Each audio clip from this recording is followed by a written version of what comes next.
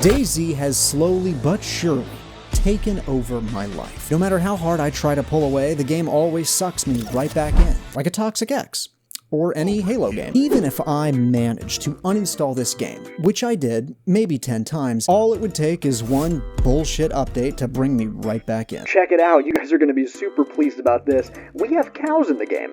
I know it only took 6 years, but there are animals now. I never really cared about the updates this game would push out.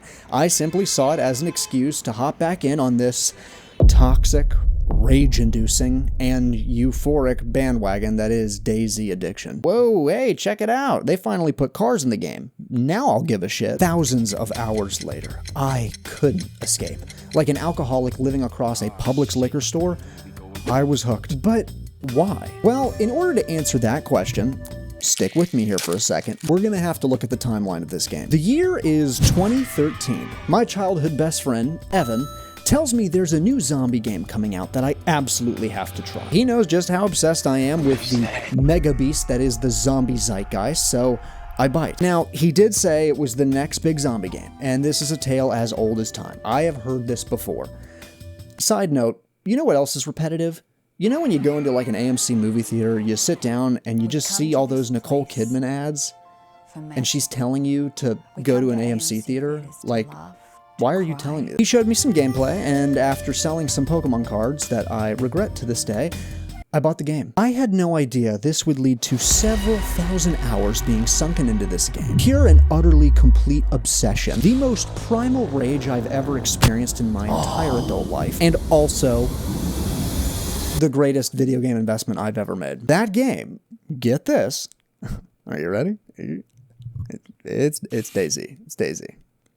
I don't know why I set that up to be a surprise. For those that are unaware of this monstrosity of a game, I'm gonna need you to pay attention for a second, okay? Because I know half of you have checked out, and the other half are thinking about why Nicole Kidman was doing those AMC ads. Like, girl, do you need the money? They are. It is a hardcore zombie survival role-playing game. Big parentheses around zombie. The whole premise of the game is that you spawn on the coast, you move further inland to the map so you can get better gear, loot, weapons that you can use to kill other players, so you can get better gear, loot, and weapons. Oh my god. That's it. There are no side quests, there's no main storyline to pursue. The game simply gives you its sandbox and says, hey, play in the sand. So you might be wondering why this game had such a crazy hold on my psyche and ballsack. Well, when this game was announced, it had so much hype behind it. Given that the original Dayz was actually just an Arma mod, and Arma, get this, was a complete game, many veteran players expected the standalone version to be pretty excellent. But as we all know, the game we first got on release, and then the next 7 years after release, was maybe the worst gaming experience we've ever witnessed. Bullshit glitches, horrendous UI, and it was for 30 bucks. That might not seem like an outrageous price, but for what it offered, this game should have been $5 or free. The game was essentially a dirty bucket left in the swamp covered in barnacles and ticks. I would argue that it's because of Dayz the term early access has such a stigma behind it. Anytime we hear early access, all of us just think back to those like first 8 or 9 years of playing Dayz and we fucking win. However, even in its infancy stage, there was something about this game. Something that turned me into a moth and itself into a dimly lit light bulb. Dayz was able to manufacture an itch that only it could scratch. All of the hardships this game either created by design or were simply a byproduct of it not being finished left a strong desire to get better at it. When you die in this game, it doesn't matter how many hours you've sunken into this character, your ass is sent right back to the coast like the rest of us. Every new life, you would just make it a little bit farther, and the more comfortable you got, the farther you pushed, which then caused you to get looted up faster and faster. But what would cement your attention deep into this game was the first time you won a gunfight. Oh, hot damn, I think we can all agree this was the moment we remember vividly. You are finally not the hunted. You have actually successfully killed another player that was trying to kill you. We are Dayz. Think about it. You have been walking for the past 40 minutes with dick all to show for it, and suddenly a bullet whizzes past your head. your fight or flight response kicks into overdrive. Dayz forces the player to quickly calculate their current standing against their opponents. Hundreds of split-second decisions pop into your mind, and you have to rely on your own survival skills and knowledge in order to decide if you can actually win this fight or not. Are they more geared than you? Is the gear they currently have on them worth the potential risk or even death? Am I currently being watched? You are all the time. This dopamine feedback loop was enough to keep me and my friends entertained for a decade. However, as time went on, more and more of my friends stopped playing the game, until it was down to just me and one more buddy of mine. His name is Griffin. While the two of us played a lot, and I would say we were having a great time, eventually Griffin caught a nasty case of getting a job. But why me? Why couldn't I kick this addiction? Why did I keep playing this game far longer after my friends all dropped it? I knew there were games that were like Dayz, arguably even better, but I just couldn't stop. Every now and then I would meet some other people on a server, we would chat, but after one of us died, we would never see the other again. And this is where we enter the lonely chapter of my Dayz journey, and it lasted years. The reason as to why I kept playing, I believe, is a two-parter. Part 1. I was really bad at this game. This harkens back to that strong, overwhelming desire to constantly feel the need to improve and get better at this game. Because in the back of my mind, there was that memory of when I did actually win a gunfight. I did, and it was fucking awesome, and I want to recreate it, and no matter how fucking impossible it seems to do so. Part 2. I'm an addict.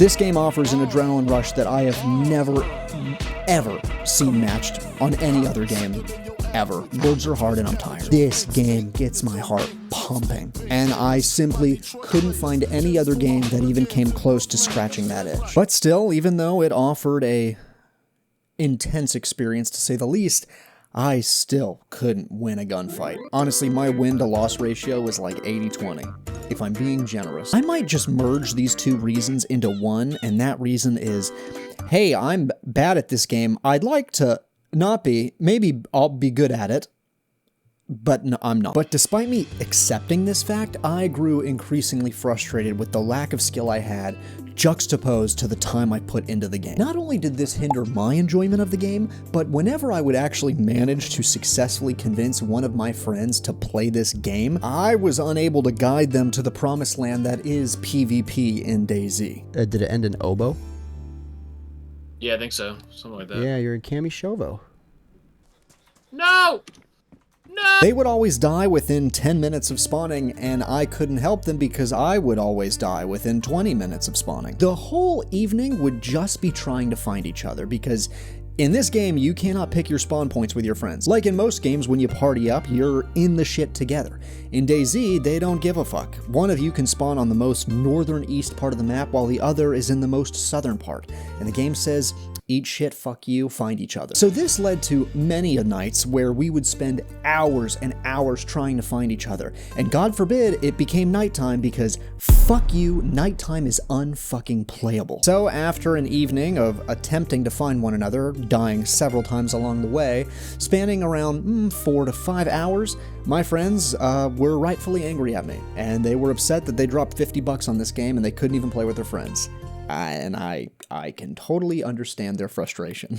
So I knew if I was going to bring anyone into this hellscape, I needed to get better. I needed to be 100% prepared, so whenever they asked me a question, I could answer it with full confidence. If I was the Dayz player I should be by now, I would tell them exactly what town they're in just based on the taste in the air or some shit. So I did the research. I learned how to fish, I learned how to cook, I learned how to build, and I learned how to fight. I watched every single Dayz YouTuber on this platform, and yes, they are all British. This was a long and tedious journey, but what came out the other side was a battle-hardened Dayz veteran, prepared for anything this game had to throw its way at me. While the whole point of this escapade was to ensure my friends ended up liking the game, I actually fell in love with the game even more. If I was playing a lot before, I was playing a shit ton now. I was playing so much that my hands stopped shaking whenever I got in a gunfight, and my heart wasn't pounding as intensely,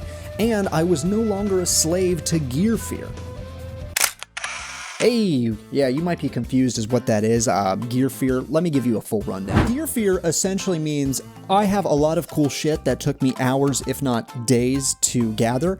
And because this game is permadeath, I don't want to lose any of this cool shit I have, so I'm going to avoid getting into any confrontation ever. This is basically a psychological phenomenon in which the more cool shit you get, the less cool shit you do. Overall, you play far less aggressive, and you are very timid, and you just choose to hide in a shed until the gunshots end, and you just end up pissing yourself.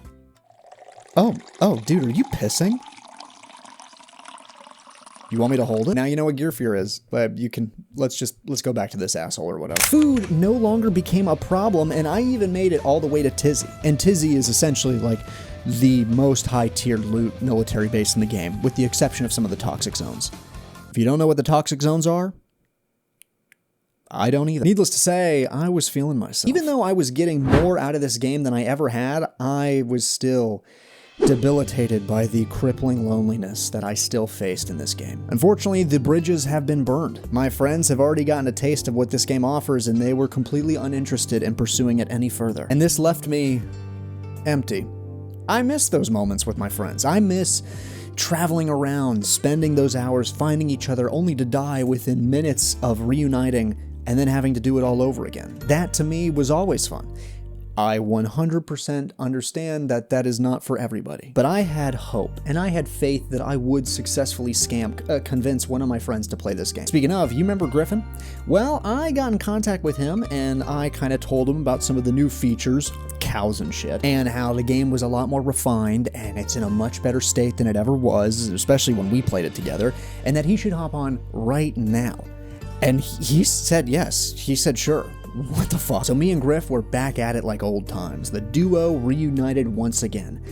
I was playing with a friend, and I hate to admit how much I needed that. Then our buddy Trace, who had never played the game, we told him about it. He thought it was kind of interesting, and he gave it a shot. He was playing with us every time we invited him. And it got to the point where him and Griffin were both independently playing by themselves, trying to learn the game more. They were doing the same thing as me. They were watching all those British Dayz YouTubers, those tutorials on how to make a furnace, how to build a campfire, how to hunt animals, and they got to a point where they were telling me stuff I didn't even know. The student becomes the master, even though both the student and the master really should pay attention at work more. We challenged ourselves to approach more and more fights, and we actually started to win some of them. All of our free time went to playing this game.